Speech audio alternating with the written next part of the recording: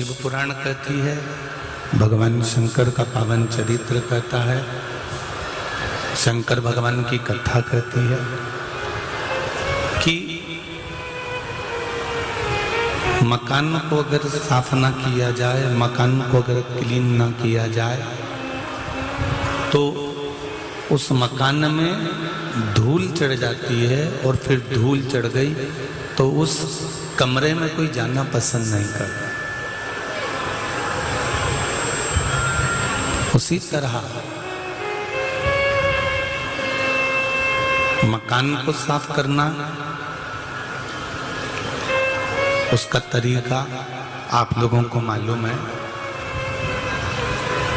कि छत पर अगर जाले लग जाते हैं, छत पर अगर जाले लग गए, धूल जम गई, तो उसको साफ करने के लिए, उसको हटाने के लिए, उसको क्लीन करने के लिए एक बड़ा सा डंडा लिया जाता है, उस डंडे में झाड़ू को बांध लिया जाता है। बोलो सही है ना? और डंडे में झाड़ू को बांधकर फिर उससे उस छत को साफ कर दिया जाता है। जहां जाले लगे होते हैं उस जालों को हटा दिया जाता है।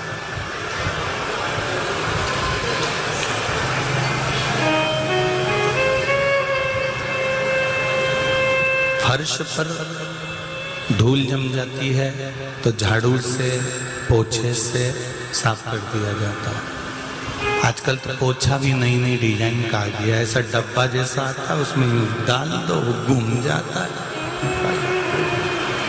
बोलो, बहुत नई नई डिजाइन के पोछे आ गए हो।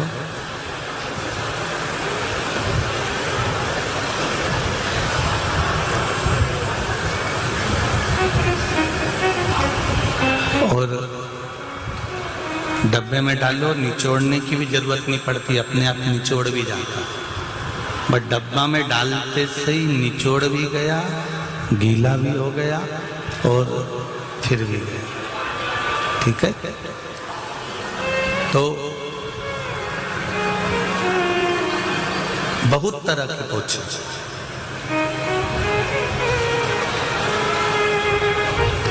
शिव पुराण एक बात कहती है, डंडे में झाड़ू को बांधकर ऊपर का जाला निकाला जाता है, उसी तरह ज्ञान के डंडे में भक्ति की झाड़ू को बांधकर अंदर जितना मेल भरा होता जम गई तो पोछा लगाना जरूरी है। इस मन में, इस आत्मा में, इस चित्त में, इस वृत्ति में जब बहुत धूल जम जाती है, काम की, लोभ की, वासना की, आसक्ति की, तृष्णा की, तो सफाई करना जरूरी हो जाता है, साफ करना ही पड़ता है।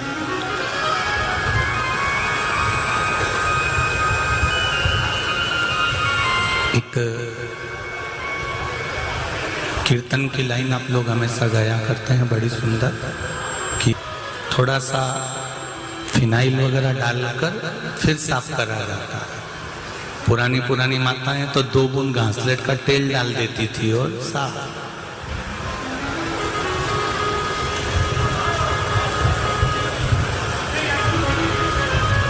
ये मक्खियों की आदत भी बड़ी विचित्र है।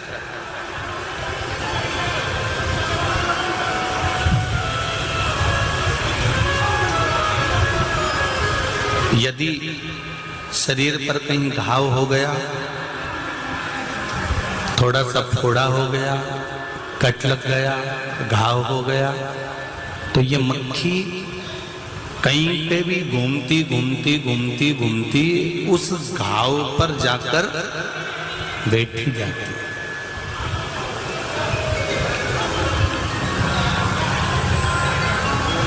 इसलिए डॉक्टर बड़े चतुर होते हैं। डॉक्टर घाव हुआ और उन्होंने पट्टी बांध दी। पट्टी उन्होंने इसलिए नहीं बांधी है कि ये थोड़ा सा अच्छा हो जाएगा। पट्टी, अगर वो घाव में मलम लगाकर खुला छोड़ दिया जाए तो घाव सूख जल्दी जाता है, पट्टी से जल्दी खुले में सूखता है। पर पट्टी इसलिए बांधी जाती है, पट्टी इसलिए लगाई जाती है कि उस पट्टी के बांधने से मक्खी नहीं बैठेगी। अगर मक्खी बैठ गई ना तो वो घाव बेकार कर देगा। इसलिए डॉक्टर कटे हुए स्थान पर, घाव वाले स्थान पर पट्टी बांध देते हैं कि इस घाव को ढककर रखना तो मक्खी नहीं बैठेगी।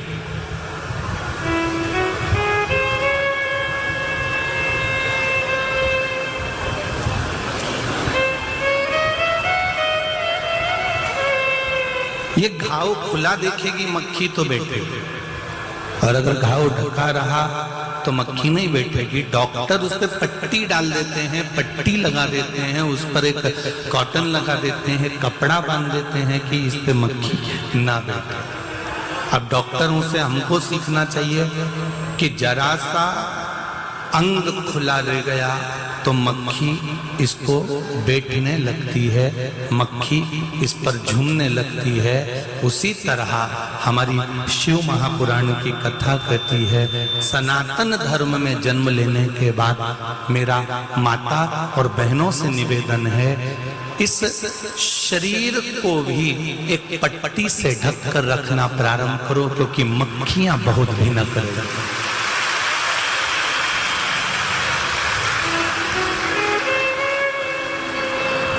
इंदौर में भी बहुत मक्खी है। तुम जिस मोहल्ले में रहते हो, जिस कॉलोनी में रहते हो, जिस सोसाइटी में रहते हो, वहां पर भी ढेर मक्खियां तुम्हें मिल जाएंगी, जो केवल इंतजार करती हैं तुम्हारा निकलने का कि इसके तन पर पट्टी है कि नहीं। जिसने अपने तन को ढक कर रखा है उसको कोई मक्खी देख नहीं सकती, और जिसका तन खुला है उस पर मक्खियां झूमती जरूर।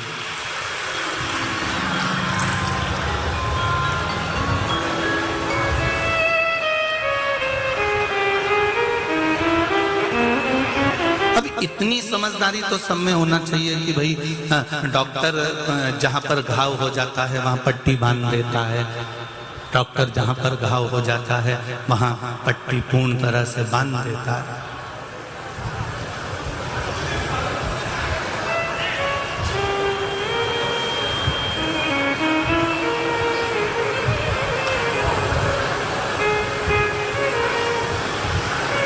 घाव पर पट्टी लगाना जरूरी है, कहीं मक्खी ना बैठे। और तन पर एक वस्त्र की पट्टी, वो और मर्यादा की पट्टी जब तन पर डल जाती है, सिर पर पड़ जाती है, फिर मक्खियां भिनकना बंद हो जाती हैं। शिव महापुराण की कथा कहती है,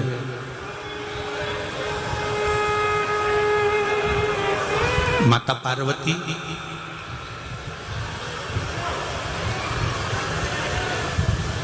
कुछ बर्तन को लेकर बाहर बैठी हुई थी,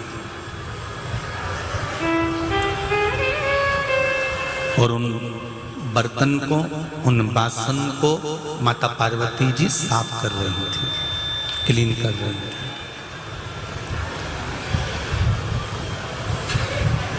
बर्तन को अंदर से अच्छा मांजना चाहिए कि बाहर से अच्छा मांजना चाहिए? अंदर से। अंदर से क्यों? क्योंकि दूध रखेंगे, अगर अंदर से सही नहीं मंजा होगा तो दूध फट जाएगा। सब्जी रखेंगे, अगर अंदर से अच्छी नहीं होगा बर्तन तो वो बेकार हो जाएगा। अंदर से अगर बर्तन साफ नहीं होगा तो फिर भोजन उसमें बेकार हो जाएगा। उसी तरह शंकर भगवान पार्वती जी से कह रहे हैं, पार्वती तुम बर्तन अंदर से ज्यादा मांज रही हो, साफ कर रही हो कि बाहर से मांज रही हो? पार्वती जी कहती हैं कि अंदर से बर्तन को साफ होना जरूरी है, क्योंकि ये बर्तन अगर अंदर से साफ हो गया तो फिर इसमें कोई पदार्थ तो बेकार हो नहीं सकता। उसी तरह शंकर जी की कथा कहती है, ये मन अंदर से साफ होना चाहिए, पर दुनिया के लोग इसको बाहर से साफ करने का प्रयास करते हैं और बाहर से साफ हो भी जाता है। मान लो बाहर से साफ हो भी गया, बाहर से क्लीन हो भी गया,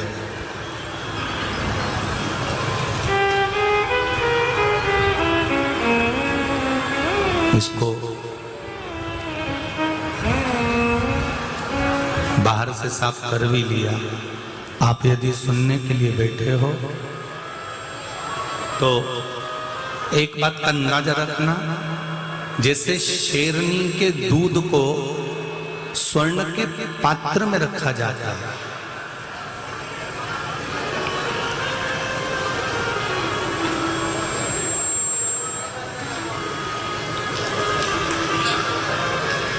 अगर शेरनी का दूध स्वर्ण के पात्र में नहीं रखेंगे तो वो दूध बेकार हो जाएगा।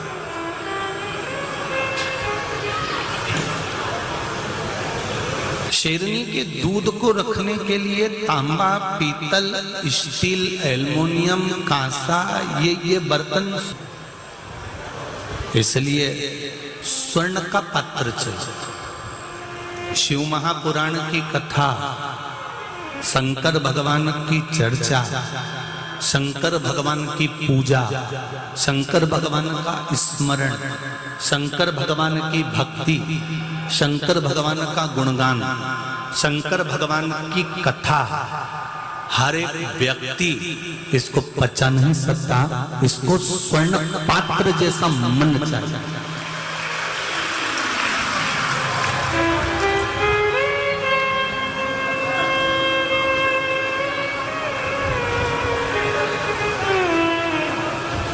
इसको स्वर्ण पात्र जैसा मन चाहिए।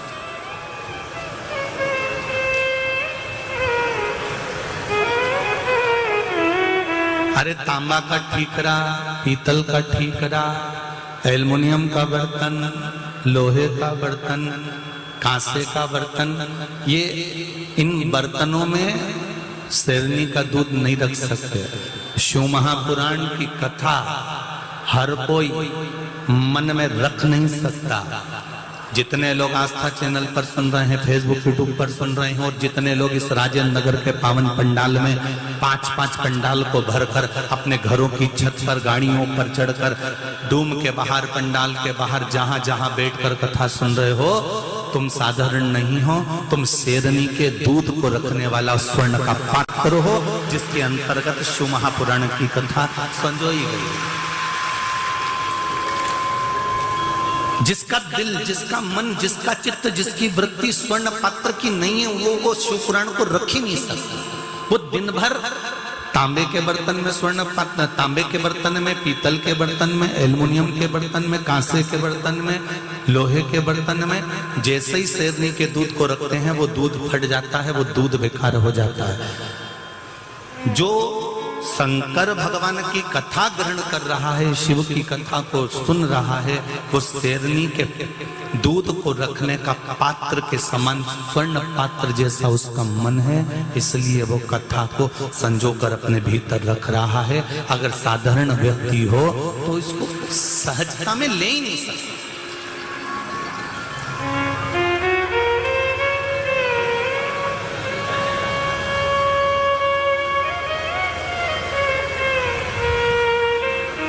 और आपसे भी निवेदन है, जितने लोग यहाँ कथा सुनने आए हैं और जितने लोग आस्था चैनल पर और फेसबुक यूट्यूब पर कथा सुन रहे हैं, आप सबसे एक निवेदन करूंगा, आप भी शेरनी के दूध को हर कहीं मत रखा कर।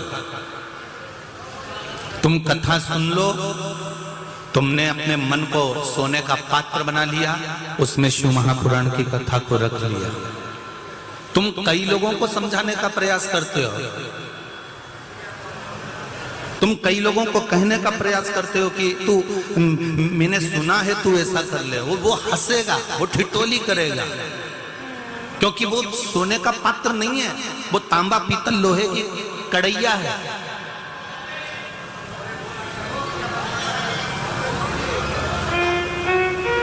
और कोई लोहे की कढ़ाई और लोहे का तवा ऐसा होता है कि उसको वो ईंट नहीं होती, ईंट को तोड़ के फोड़ के उसका चूरा बना के भी घिस लो ना तो भी काली रहेगी, वो कभी सफेद नहीं हो सकती। उसको वो काला ठीकरा कहीं सही होए, उसका कितना ही घिस लो।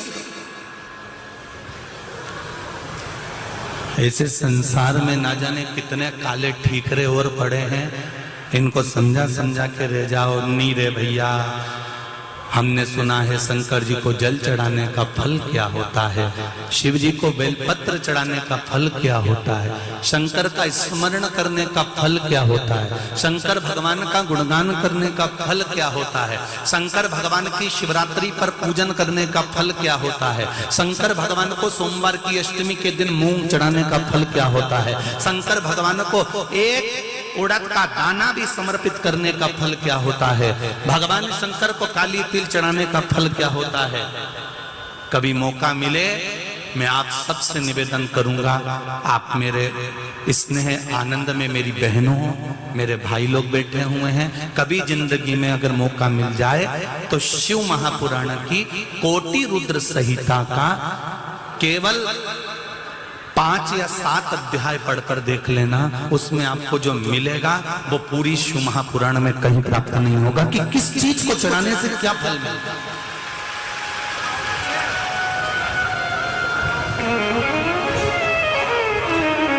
कौन सी वस्तु कहां चढ़ाई जाती है, किस वस्तु को किस जगह पर चढ़ाना है। शिव महापुराण की कोटि रुद्र संहिता को उठाकर पढ़ना, उसमें आपको सब कुछ मिलेगा। और कई लोग जो स्वर्ण पात्र जैसा मन जिनका नहीं है, लोहे की तगाड़ी और लोहे की कढ़ाई और बड़े काले काले भगोने जो हैं, वही नहीं समझ पाएंगे कि शिव महापुराण का रस तत्व क्या है।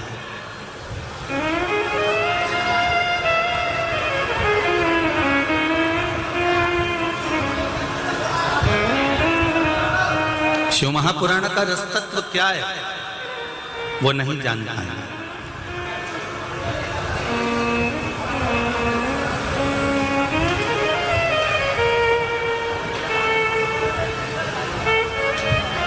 आज मध्य प्रदेश का वैदिक सनातन धर्म के पदाधिकारी गण आए और उन्होंने जहां हम रघुवंशी जी के यहाँ रुके हैं वहां सम्मान करा।